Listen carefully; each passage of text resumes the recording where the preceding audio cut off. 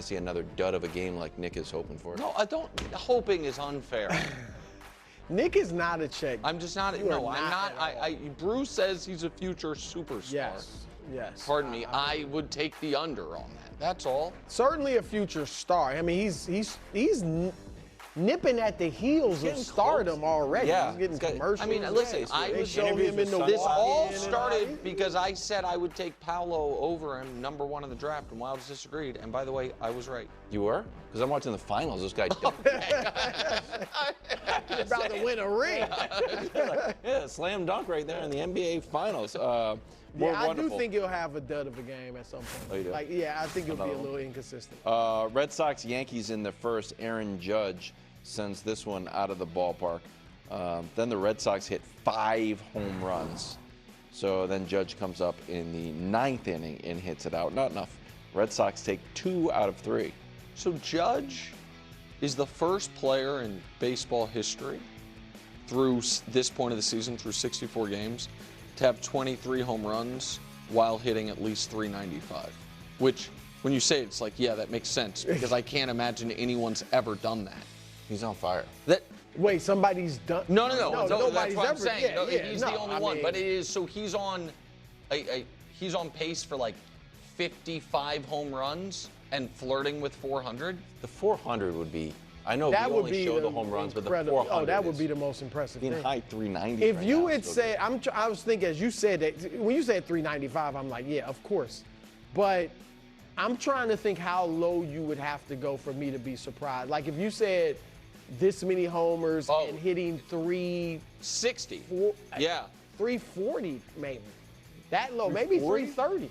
Yeah, I mean, 330. No, I would think Bonds 330 with that many home runs though. at this point in the year. That maybe. I mean, Bonds is 73 home run year. I would. I don't know, but it's pretty. What did Bobby Witt do last year? More in this game in a second. Wonderful fourth quarter. Halliburton to Miles Turner. He had 16, 4, and 4. 2 of the 16 in emphatic 2. That was nasty. Do you think Miles gets it going here? Well, that was one of the things that I said for the Pacers to have any chance. There's going to have to be a Miles Turner game. A game where Miles Turner scores 30. You know what I mean? Hit 6 threes. Yeah, I mean, 30. All right, so. Because he's played okay. You know, he's not. Right, then make it 26. But I mean, a game where Miles Turner's awesome. Yeah. Because he might be the most talented guy on their roster. As far as like athleticism and the ability, like a two-way player. Maybe that's insulting to Halliburton, but I don't know. But I think he probably has more raw talent than Siakam. And we know he's an interesting player. He can shoot it. Right. He's a great rim protector, athletic. Yeah, that's what I'm saying. And so I just think for them to pull off an upset, he's got to be awesome in one of these games. Weird. We're back to Yankees, Red Sox. Jazz is doing an interview with the broadcast, and here's how it plays out. Take a listen. I think we're looking at. 1 second. Oh. Damn it!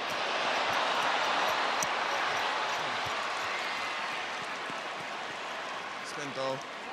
Spin throw is right. Difficult play. Difficult. Yeah, that's all right. We're going to get it. It's ruled a hit. A hit and an error. Brou, you're no fan of player podcasts. What are your thoughts on talking to the broadcast during the game? I mean, baseball, what in the world are we doing? And I've seen it, obviously, before. I don't so much mind it with outfielders, but infielders? And I think just get rid of it altogether. But this is ridiculous. Now, the fact that he spun maybe gives baseball a little out because, oh, that's a tough play. Maybe it wasn't the fact that he was talking to announcers during the game. It just doesn't make sense. We don't need the players talking to announcers during the game. I'm sorry.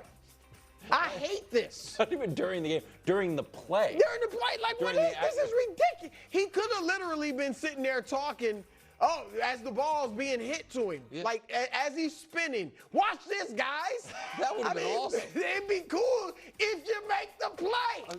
But there's probably a reason. There's a connection. The reason why he didn't make that play. It's just. I think this is one of the cooler things baseball's done in the last few years is add this specific element. I think it is specific to baseball that it could be done because it's the only sport where you can be an active participant but stationary for, you know, large stretches of time.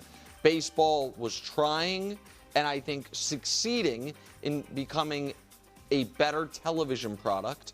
You know what I mean? In as far as in shortening the games and doing other things.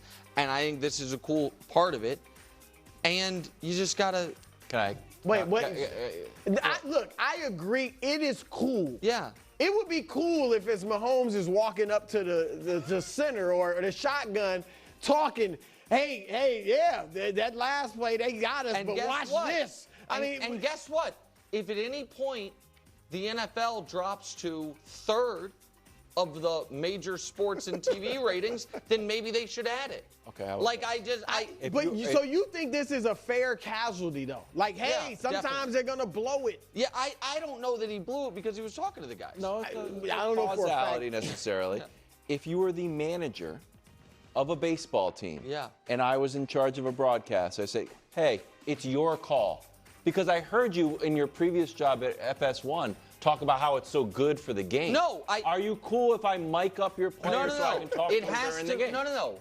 It has, obviously, it's not ideal for, no team would want it, which is why it just has to be that everyone, it's got to be a mandate that every team, and probably the fairest way to do it is it has to be the same position for both teams in that game. Like that, it can't just be your most, you can't just make it, well, we're picking Jazz because he's interesting, but the Red Sox are picking their left fielder, and then, no, it's got to be. Interesting. No, but you understand. That's we're in one of them, the national pastime. Jordan Love. Where you at on it? I'd like to hear your I like a little bit of both, to be honest with you. Kind of like Jordan Love talked about facing off with Aaron Rodgers when the Packers go to Pittsburgh. Here's what he said. Yeah, it's going to be fun. It's going to be awesome. I'm excited for it. I can't wait to be on different sides, meeting up, and I know we'll talk pregame and things like that, and hopefully we can exchange jerseys after. Oh, that's nice. A little jersey swap. Is this more of a must-win for J-Lo or Aaron Rodgers? I actually think this is a good question. Like, this is a challenge. Like, I could see both sides. Because for Rodgers to go back there and lose, it'll be embarrassing. But it's in Pittsburgh. He would definitely lose if it was in Green Bay. Well, when you say, I was going to say Love anyway, but now that it's in Pittsburgh for sure. Because for Love, this is why I say Love. They're going to be in the hunt. I mean, they're going to be in the hunt for the playoffs, and maybe the Steelers will too. But even if that's the case, for Rodgers to miss the playoffs, lose a game to the Packers, whatever, he's 41, 42 years old. It's not going to be that big of a deal. For Love, them in the playoff hunt, you lose a game to a quarterback we could still have instead of you, I think that would be a bigger negative for him than for Rodgers. Yeah, listen, this game, the lead up to it is you're going to see a bunch of the graphics of, there's a quarterback I'm forgetting. But it's definitely Brady, Manning, Favre, and there's one other. Guys who have beaten every team in the NFL.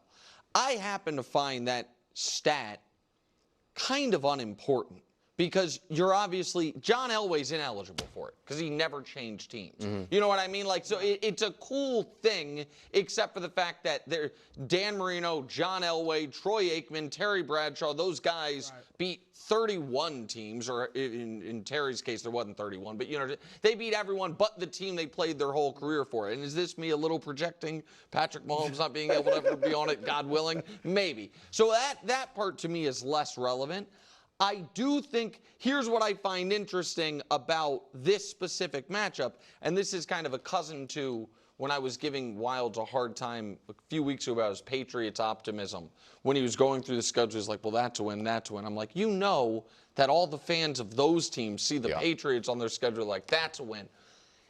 For both of these teams, if they are the team that they think they're going to be, this is a game they're supposed to win. If you're the Steelers and you're thinking we are making the playoffs, then your home game against, you know what I mean, a fringe NFC playoff team, you need to win that game. Yep. And if you're the Packers and you're in that brutal division, one of the few one of your few road games all year where you clearly have the edge at quarterback, where you're, potentially going to be a road favorite, or at least should be close, is a game you have circled. So I agree with Brou, because I take the Packers more seriously as a real team with real aspirations, that this would be a bad loss. I think for Aaron specifically, this is I guess for Aaron it's more meaningful than for Jordan, but for the Packers it's more meaningful than the Steelers, which I know is kind of a not really doing the question justice. I apologize, but that's how I see it. Aaron's got a lot of must-wins on the schedule. Week 1, Week for one's sure. a must-win. This one's a must-win. Yeah. Maybe it's just 2. I got to look at the. Coming up next, Wemby taking his game to another level, both mentally and physically. This is cool. Has anyone seen my other flip-flop? Where on earth is this